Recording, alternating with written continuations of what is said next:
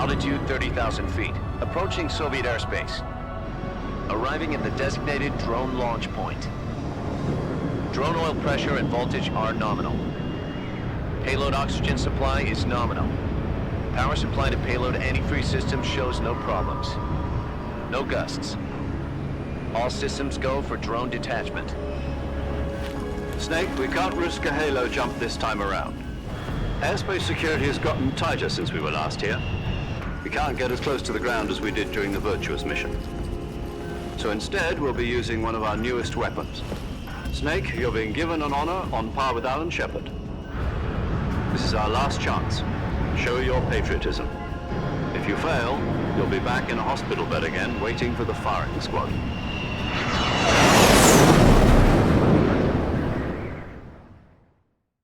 So how does it feel to be a patient in one of the most advanced ICUs in the world?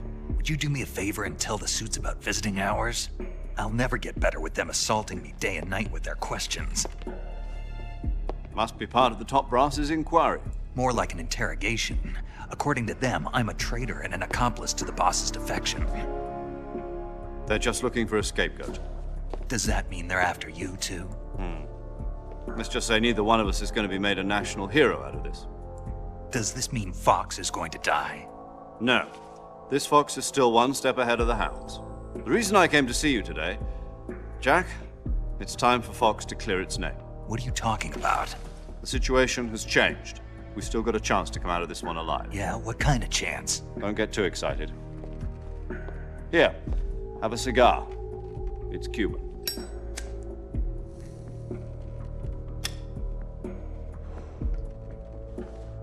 This morning, I had a meeting with the CIA. They decided when they're going to execute us? No. Something even bigger. Yesterday, the White House received an unexpected call.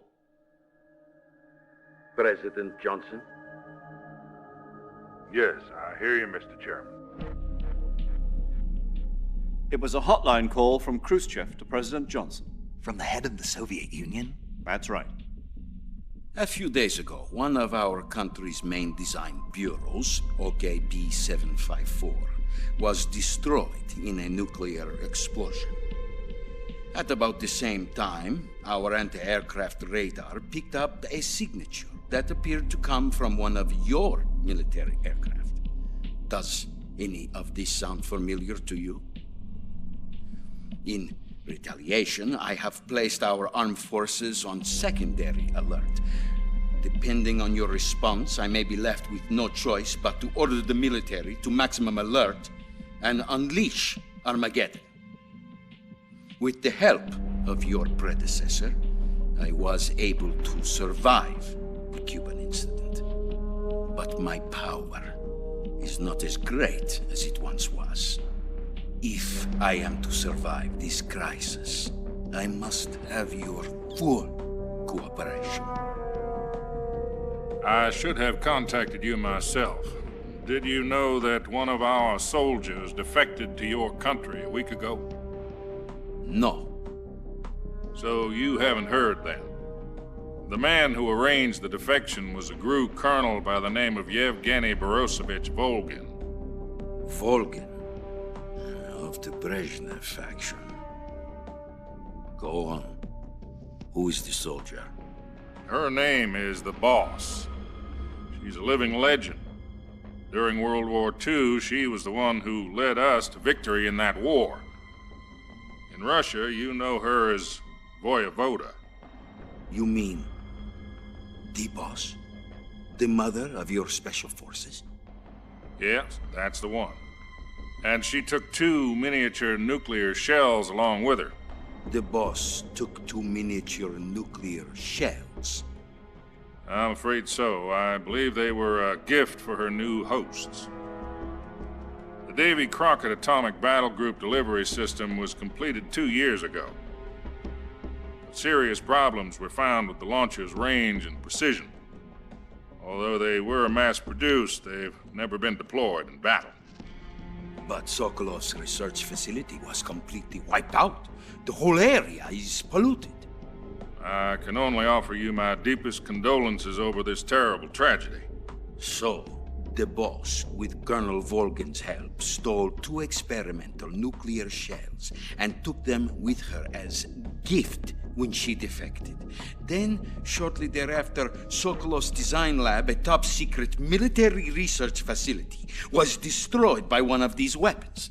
Am I right so far? Yes, that's correct. And the American government denies any involvement in the affair. Is that right as well? That's correct. We were not involved in any way. Then what was a U.S. military aircraft doing on our radar screen? It was clearly in violation of our airspace. And yet you say it was not acting under your orders. That's correct. You expect me to believe that this was all the work of a single soldier? I don't know what else to tell you. The Army insists that this is all a ploy on your part. I've said it once and I'll say it again. Our government had nothing to do with it. And I would like dearly to believe you. However, I'm afraid my power over the military has weakened since the Cuban incident. I will need some kind of proof that this was not the action of the American government. You have 1 week. You must catch the boss yourselves and recover the remaining nuclear device. Then, you must find some way to prove your innocence. Prove our innocence? Yes, preferably something painful. Prove to me that this is not merely another one of your tricks. The boss should be close to Colonel Volgin. How about a little co-action? I would not expect too much if I were you. The political situation here is unstable. And Colonel Volgin is a member of the Brezhnev faction, which seeks to topple my government. 1 week. You have only 1 week. And if it is not too much to ask, do something about Volgin as well. What is that supposed to mean? Nothing. It means nothing. Call it a modest gentleman's agreement to ensure our continued relationship. What if we can't prove our innocence? Then I will be unable to restrain the military. I will be ousted, and they will seek their revenge. A nuclear attack on the United States? I leave the disposal of this situation entirely to your discretion, Mr. President.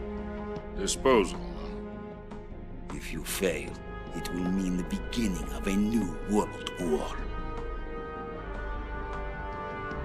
To put it simply, in order to avoid a full-scale nuclear conflict, we have to prove that America was not involved in that explosion.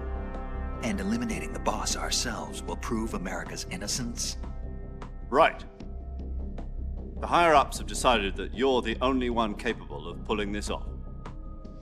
You were her last apprentice. Screw this one up, and we'll both be 6 feet under. There's no choice.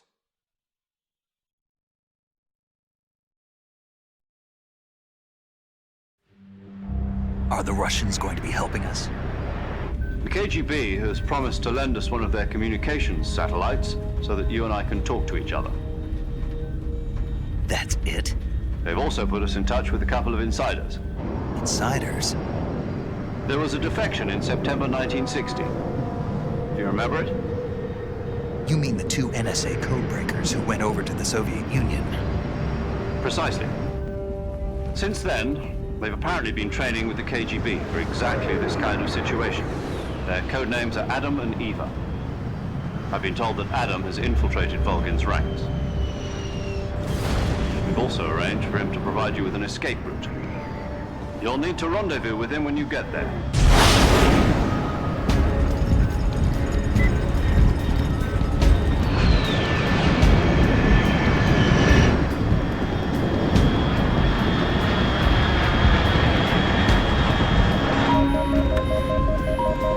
Control. Unidentified aircraft detected. Altitude 30,000 feet.